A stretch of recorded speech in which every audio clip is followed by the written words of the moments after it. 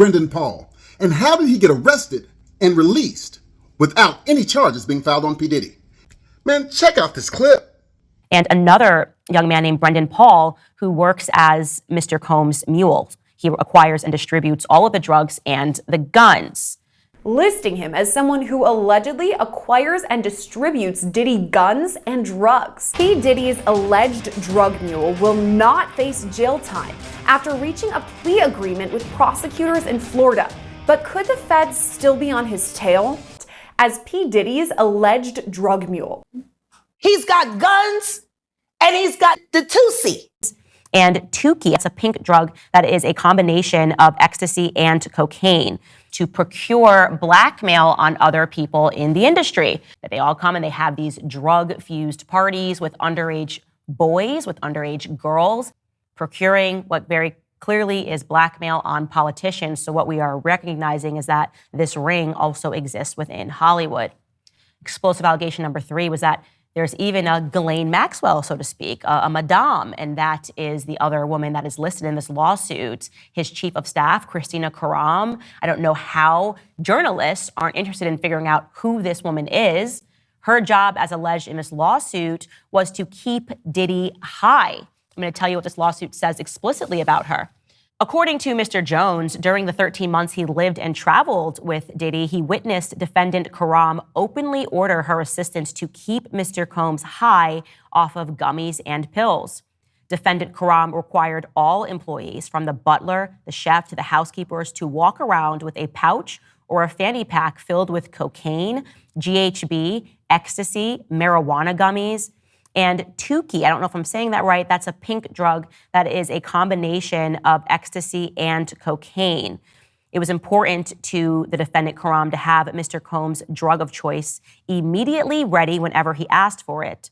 She also ordered, allegedly, sex workers and prostitutes for Mr. Combs and would order the distribution of ecstasy, cocaine, GHB, ketamine, marijuana, and mushrooms to Mr. Combs and his celebrity guests who were present on his rented yacht and in his homes throughout LA, New York City, and Miami. Again, this is explosive. He even lists everybody in the ring. He says that it is his Diddy's son, Justin, that solicits the prostitutes and the underage girls and the sex workers, allegedly, for these freak-offs. He also lists Stevie J, who recruits the sex workers and attends and participates in the freak-offs, and another young man named Brendan Paul, who works as Mr. Combs' mule. He acquires and distributes all of the drugs and the guns. And yes, Christina Karam apparently even instructs them to mix those drugs into the liquor when these women are invited over. So why is the media not interested in this story?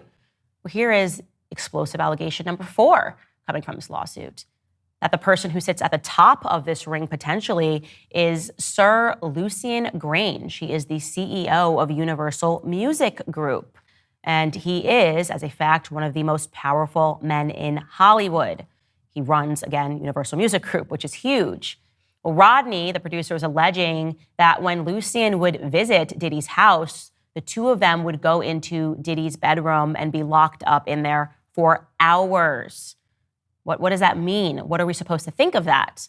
So they have probable cause at PC to get search warrants executed by a federal judge, and I wouldn't be surprised if they're presenting the case to the grand jury this week. So that indictment has been drafted. If you're the feds, you don't go into someone's home like Diddy unless you're ready to indict. There's the photo of one of the parties that Sean Combs threw. The allegations that Diddy hosts freak-offs, essentially sexual events to procure blackmail on other people in the industry. That they all come and they have these drug-fused parties with underage boys, with underage girls.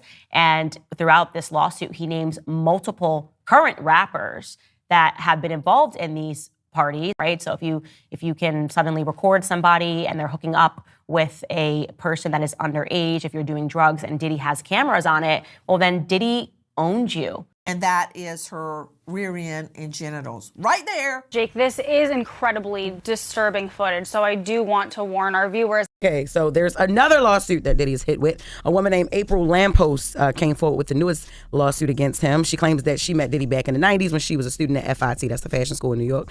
She said Diddy offered her to mentor her in the fashion industry and eventually started showing signs that he was interested in her, sending her flowers and gifts and all of that. One night, she met up with him at a bar in Soho. She alleged that Diddy began to rape her, and although she was still conscious, she was too weak to fight back. She said when she woke up the next morning, naked, sore, and confused, she didn't hear from Diddy for several months until he reached out again trying to see her again, but didn't care. After that night, she started to avoid him and ignore his invitations, which she claims made Diddy angry. So she said he developed a mobster personality and started calling her nonstop and threatening to blackball her. Eventually, she gave in. After Diddy demanded that she come to his apartment, she claims that when she got there, Diddy forced drugs down her throat and made her have sex with Kim Porter while Diddy masturbated.